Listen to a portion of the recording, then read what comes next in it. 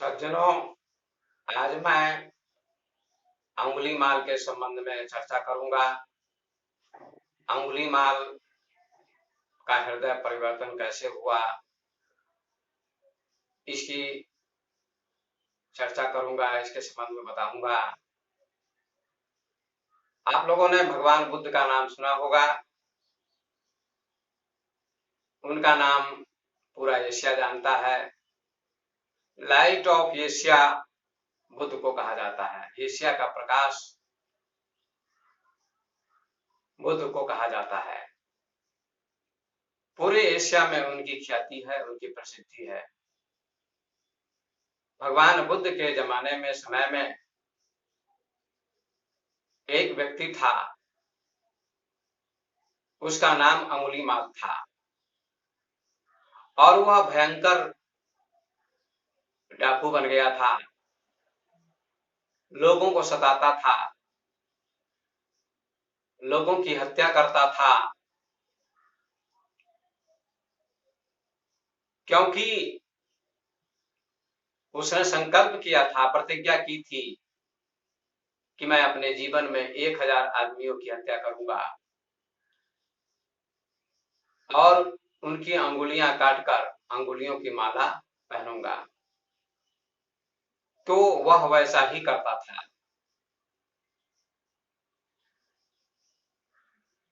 लोगों को मारता था और मारकर उनकी अंगुलियां काटकर अंगुलियों की माला पहनता था। इसलिए उसका नाम अंगुलीमाल पड़ गया था। उसके डर से त्राही त्राही मच गई थी, लेकिन उसका संकल्प पूरा न हो सका। उसने 1000 लोगों को मारने की प्रतिज्ञा की थी। 999 आदमियों को मार चुका था, लेकिन एक आदमी को मारना बाकी था। यदि 1000 आदमी को वह मार देता तो उसकी इच्छा पूरी हो जाती, उसको सफलता मिल जाती। लेकिन उसका संकल्प गलत था, इसलिए उसकी इच्छा पूरी ना हो सकी। आदमी एक दूसरे को क्यों मारता है? आदमी आदमी को क्यों मारता है? स्वार्थ के लिए। यदि स्वार्थ ना हो तो कोई किसी को नहीं मारेगा, कोई किसी की हत्या नहीं करेगा, कोई किसी को परेशान नहीं करेगा, कोई किसी को कष्ट नहीं देगा, कोई किसी को सताएगा नहीं। केवल एक स्वार्थ के चलते ही समाज में ये त्राही त्राही मचती है, एक दूसरे को कष्ट देते हैं, परेशान करते हैं। आपने कभी देखा, हिंसक प्राणी भी एक दूसरे को नहीं मारते। कुत्ते कुत्ते को नहीं मारते, शेर शेर को नहीं मारते, बिल्ली बिल्ली को नहीं मारती,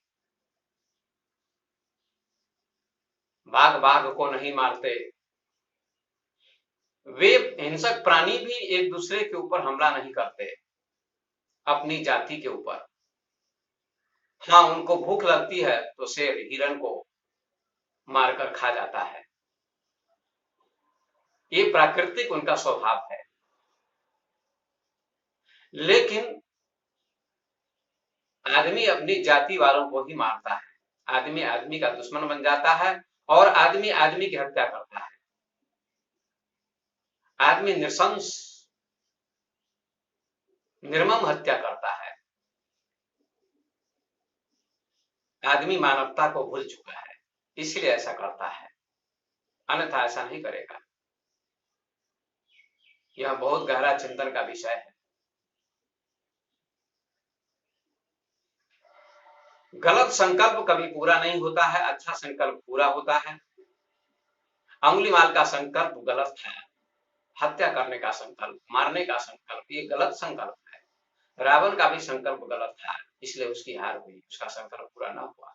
राम का संकल्प अच्छा था, इसलिए उनका संकल्प पूरा हुआ। भगवान कृष्ण का संकल्प अच्छा था, कंस का संकल्प अच्छा न था, इसलिए भगवान कृष्ण की जीत हुई, कंस की जीत नहीं हुई। दुर्योधन का संकल्प अच्छा न था, पांडव का संकल्प अच्छा था। इसलिए उनकी जीत हुई। जिनका भी संकल्प अच्छा होता है उनको जीवन में सफलता मिलती है, इसलिए संकल्प अच्छा होना चाहिए। किसी ने बहुत अच्छा कहा है कि संकल्प हो हमारा, इंसान हम बनेंगे, इंसान बन गए तो भगवान भी बनेंगे। संकल्प हो हमारा, इंसान हम बनेंगे, इंसान बन गए तो भगवान भी बनेंगे। भगवान राम, भगवान कृष्ण, भगवान शिव, भगवान बुद्ध सब मानव के रूप में थे, इंसान के रूप में थे, लेकिन सबको भगवान कहा जाता है, उनका सम्मान किया जाता है पूरे भारत में, पूरे विश्व में। क्यों? उन्होंने अच्छा संकल्प किया था, समाज की सेवा का संकल्प, करुणा दया का संकल्प, प्रेम का संकल्प था उनका, इसलिए उनको सफलता मिली।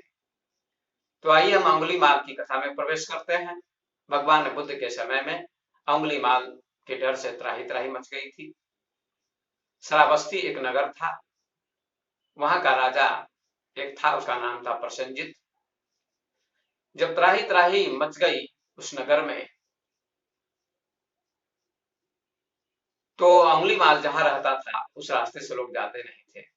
लोग भयभीत थे, कांपते थे, थरथराते थे, उस रास्ते से जाते नहीं थे, रास्ता बंद हो चुका था, क्योंकि अंगुलीमाल भयंकर डाकू था, खतरनाक व्यक्ति था तो आदमी ही दानव बन जाता है। आदमी को मानव होना चाहिए, मानवता होनी चाहिए, लेकिन मानव न होकर दानव बन जाता है,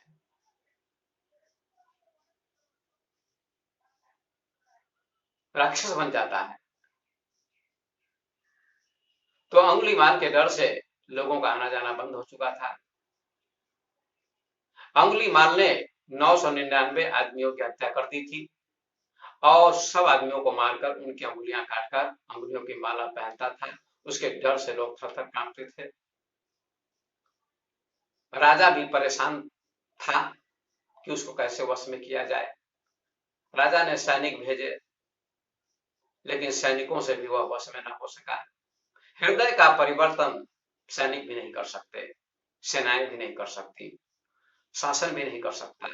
शासन आदमी को जबरदस्ती वश में कर लेता है, जेल में डाल सकता है, लेकिन हृदय परिवर्तन नहीं कर सकता।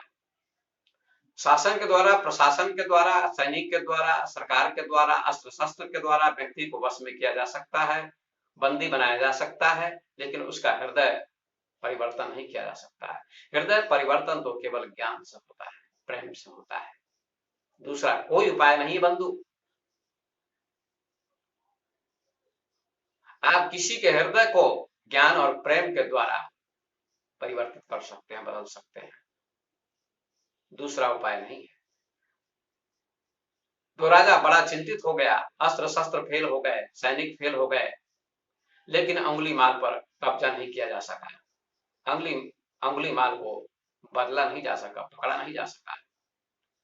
भयंकर तबाही हो गई। भगवान बुद्ध करुणा के अवतार कहे जाते हैं। वे घूमते घूमते श्रावस्ती में गए। राजा उनका सम्मान करता था, प्रसेनजित नाम का राजा था। जो ही राजधानी में राजा के दरबार में बुद्ध पहुंचे तो बुद्ध को राजा ने प्रणाम किया। राजा का चेहरा उदास था। भगवान बुद्ध ने पूछा, आप उदास क्यों हैं? किस कारण आपके चेहरे पर उदासी है? प्रसेनजित ने कहा, हे भगवान, हे गुरुदेव,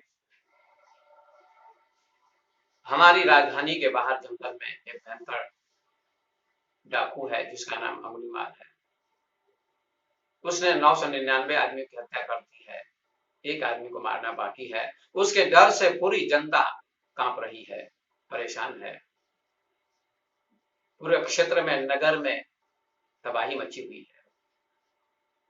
एक आदमी गांव में आता है तो तबाही मच जाती है, जो डाकू होता है। लेकिन एक संत ज्ञानी नगर में जाते हैं तो उनसे शांति मिलती है लोगों को।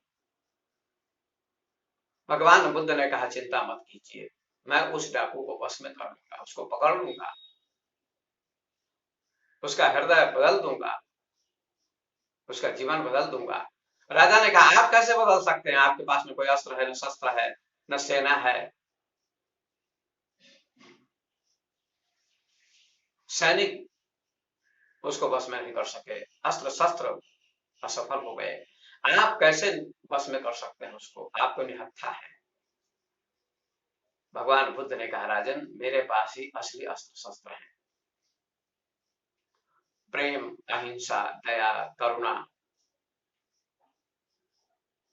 ये सब अस्त्र शस्त्र ही हैं भीतर के। इसलिए आप चिंता न करें, मैं जाता हूं, उसका जीवन बदल दूंगा, उसको पकड़ लूंगा और आपकी राजधानी में, आपके दरबार में उसको प्रस्तुत करूंगा। राजा को बड़ी प्रसन्नता हुई, चिंता भी हुई कि कैसे वश में करेंगे, पता नहीं क्या होगा। महात्मा बुद्ध वहां से चल पड़े और जंगल के द्वार पर प्रहरी खड़े थे कि कोई अंदर न जाए, क्योंकि जो भी अंदर जाता था उसको अंगुली मार देता था। भगवान बुद्ध वहां पहुंचे। भगवान बुद्ध के चेहरे पर आभा थी, तेज था, ओज था, ऊर्जा थी, करुणा थी। प्रहरी ने कहा, महाराज आप कहाँ जाते हैं? कहा, अंदर जाऊंगा जहां अंगुलीमाल रहता है। मैं घूमने जा रहा हूं, टहल रहा हूं, देखूंगा अंगुलीमाल कौन है। प्रहरी ने कहा, महाराज जान खतरे में पड़ जाएगी, आप अंदर मत जाइए, नहीं तो वो आपकी हत्या कर देगा, बहुत खतरनाक व्यक्ति है। भगवान बुद्ध ने कहा, वो मेरी हत्या नहीं कर सकेगा, उसकी हत्या मैं करूंगा।